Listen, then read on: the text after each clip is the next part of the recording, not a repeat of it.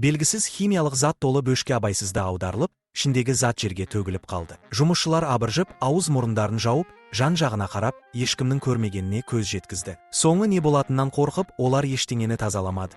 Бөшкенің қақпағын жауып, оны жүк көлігіне тиеп, оқиға орнын тастап кетті. Көп ұзамай, бірнеше күн аш жүрген қаңғыбас ит сол маңайға келіп, төгілген химиялық заттарды жалап бастады. Бұл жағдайды күзетші көріп, итті қуып жіберді. Алайда ит әлгі химикатты жұтып қойғандықтан, зомби итке айналып, ішінен кек сақтап қалды. Ол күзетшінің жұмыстан қайтуын күтіп, артынан аңдып барып, оны аяусыз түрде шайнап тастады. Үйіне жеткен күзетші ашкөздікпен тамақ жей бастады. Ал әйелі болса, оған дамылсыз ұрсып жатты. Ол жақындап келе жатқан қауіпті аңғармады. Кенеттен күзетшінің көздері аппақ болып, ашуға булығып, әйеліне қарай атылып, оны аяусыз тістей бастады. Бұл кезде олардың қызы әкесін итеріп, оны ас үйге құлатып, Болат есікті жылдам жауып үлгерді. Бірақ зомбиға айналған күзетші ерекше күшке ие болып, есікті ұра бастады. Қыз дереу үстелді сүйреп, есікті бекітіп, көмек шақырмақ болды. Алайда бұл кезде анасы да зомбиға айналып, оған шабуыл жасады. Әкесі есікті бұзып кіріп, екеуі қызға бір мезетте тап берді. Үмітсіз жағдайда қалған қыз терезеден секіріп қашуға тырысты.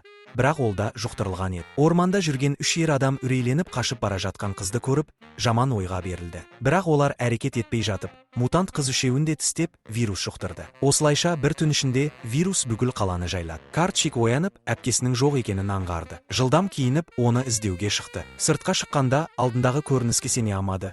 Қала соғыс алаңына айналып кеткен еді. Абдырап тұрған сәтінде, кенеттен зомби арқа тұсынан секіріп, оны тістей бастады. Абырой болғанда, Картчик тез әрекет етіп, зомбині лақтырып жіберді. Алайда зомби ауырсынуды білмейтін, өте күшті еді. Картчик жерден ағаш тақтай алып, бар күшімен зомбиға соғып, оны қоршаудың ар жағына ұшырып жіберді. Әпкесін табу үшін Картчик көлікке мініп, қалаға бет алды. Бірақ жағдай бұдан да ауыр болды. Көшелерде зомбилер жүр, ал адамдар дүкендерді тонап, азық-түлік іздеуде еді. Вирустың таралуына жол бермеу үшін әскери күштер барлық жолдарды жауып тастаған. Картчик досымен кездесіп, бірге көшеге әпкесінің суреттері бар, іздеу хабарландыруларын іле бастады. Кенеттен біреу телефон шалып, әпкесінің қайда екенін білетінін айтты. Бірақ ол үшін Картчик сол адамға қаладан қашуға көмектесуі керек еді. Картчик ойланбастан келісті. Белгіленген орынға келгенде, олар зомбилерді зерттеп жатқан дәрігерлер тобын көрді. Топ жетекшісі Ренука жоғары лауазымды шенеуніктің қызы болатын. Дәл сол Ренука Картчикке қоңырау шалған еді. Ол Картчиктің өзінің әкесін ренжітіп қойғанын айтты. Бұл үшін кек алған министр Картчиктің әпкесін ұрлап кеткен. Ренука вирусты тоқтатудың жолын тапқандарын, бірақ қалада қажетті заманауи медициналық құрал жабдықтың жоқ екенін айтты. Сондықтан Картчик оларды қаладағы зертханаға апаруы керек болды. Ренуканың басшылығымен Картчик министрдің үйіне жетті. Министр қорқып, шкафқа тығылып қалған екен. Ал Картчиктің әпкесі аулада, бассейн ішінде, бірнеше зомбидің қоршауында болды. Абырой болғанда, үнді зомбилері жүзуді білмейді. Олар зомбилермен күресіп, әпкесін құтқарды. Картчик уәдесінде тұрып, олармен бірге кетуге дайындалды. Министр өзінің саяси байланыстары арқылы әскери бақылау бекетінен өтулеріне көмектесті. Сол кеште жүргізуші кенеттен тежегішті басты. Министр қаланың шетіне жеттік деп ойлап, көліктен шығып, өзінің билігін көрсетуге тырысты. Бірақ олардың алдынан зомбилер тобы шықты. Аласапыранда қашып бара жатқан бір адам министрдің шалбарын тартып қалды. Өттен өртеніп кеткен министр көлікке қайта кірмек болды.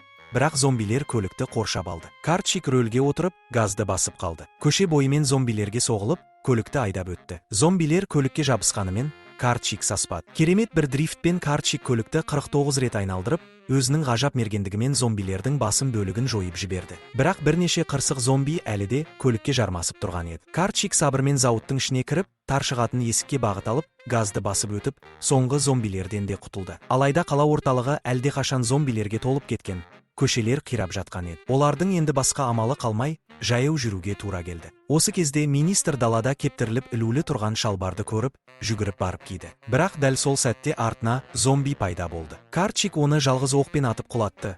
Бірақ бұл атылған оқ басқа зомбилердің назарын аударып, бәрі сол жерге қарай бет алды. Картчик жақын маңдағы ғимаратқа қарай жүгіріп, тар болат есіктен өтіп үлгеріп, зомбилерді сыртта қалдырды. Олар шатырға көтерілді. Алдыларынан аурухана көрінді дәл қарсы бетте. Ренука шатырдың шетіне жақындап, көз алдына түскен көріністен қатты таңғалды. Ауруханаға апаратын жалғыз жол зомбилерге толы еді, олар бір-бірінде жеп жатты. Бұл жерден өтудің еш мүмкіндігі жоқ сияқты көрінді. Жерсті жол жабық болғандықтан, олар жер асты жолын таңдады. Автотұраққа кіргенде, жарықтар жыпылықтап, айнала тым-тырыс болды. Кенеттен Картчиктің қолына бір тамшы қан тамды. Ол басын көтеріп, жоғарыдан зомби секіріп түсіп, оны жерге жығып салды. Бақытына орай, Карчик оны тістеп үлгермей тұрып атып өлтірді. Олар сақтықпен алға жылжып келе жатқанда, оқ атылған дыбыс естілді. Бұл қорқақ күзетші болатын. Карчик оны жылдам тізе бүктірді. Күзетші оларды қарақшы деп ойлап, сырттағы жағдайдан мүлде бейхабар еді. Ол зомбилер туралы сенбей, болат есікті ашқанда ғана сырттағы сұмдықты көріп, орнында қатып қалды. Оның аяқ астынан белгісіз сұйықтық жиналып жатты. Енді қауіптің рас екеніне көзі жеткен күзетші жаман жаңалық айтты, ауруханаға апаратын жалғыз жол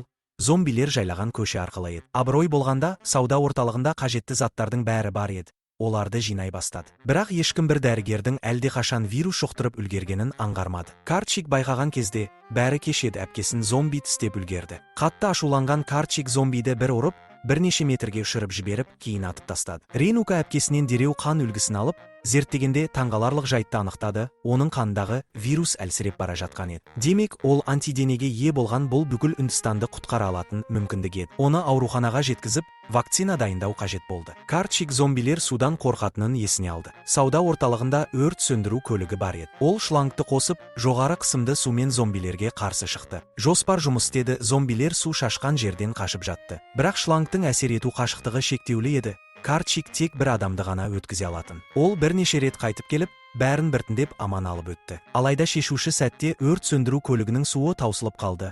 Ал Рейнука сауда орталығында қалып қойды. Енді құдай режиміне көшу керек еді. Карчик көліктен секіріп түсіп, соққының күшінен айналасындағы зомбилер ұшып түсті. Қолына қос тапанша алып, зомбилерді жаудырған оқпен қыра бастады. Кейін ол зомбилер тобына секіріп кіріп, құдды жерге түскен құдайдай болды. Оқтары таусылғанда, Карчик жалаң қолмен соғысты жалғастырып, өз жолын зомбилер арасынан күшпен аршып шықты. Бірақ бір зомби оны тістеп үлгерді. Соған қарамастан, Карчик Рейнуканы құтқаруға бел буған еді. Дәл сол сәтте тағы екі зомби сауда орталығының ішінен шықты. Карчиктің көзі жайнап кетті, ол оларды әп-сәтте жойды. Жерден балға алып, болат есікті теуіп ашып, Рейнуканың қолынан ұстап, оны жетектеп, зомбилердің арасымен алып шықты. Зомби вирусының әсерінен Карчиктің күші бірнеше есе артты. Ол балға мен зомбилерді жайпап, Рейнуканы қорғаштап, денесімен жаудан қорған болды. Бірнеше зомби оны қоршап алғанда, ол маңайдан люктің қақпағын жұлып алып, оларды лақтырып жіберіп, өзін босатты. Қатыгез заға булыққан Карчик люктің қақпағын лақтырып, тұтас бір зомби тобын жойып жіберді. Ол түрленіп, зомбиға айнала бастағанына қарамастан, Рейнукаға деген қорғаныш сезімі оны адами күйде ұстады. Соңғы күшін жинап, Карчик Рейнуканы ауруханаға жеткізді. Ол оған тапаншасын беріп, өзін атуын өтінді. Рейнука көз алдында сүйікті адамын өлтіруге қимай кідіріп қалды. Бірақ Карчиктің көздері ақ болып, толық зомбиға айналғанда,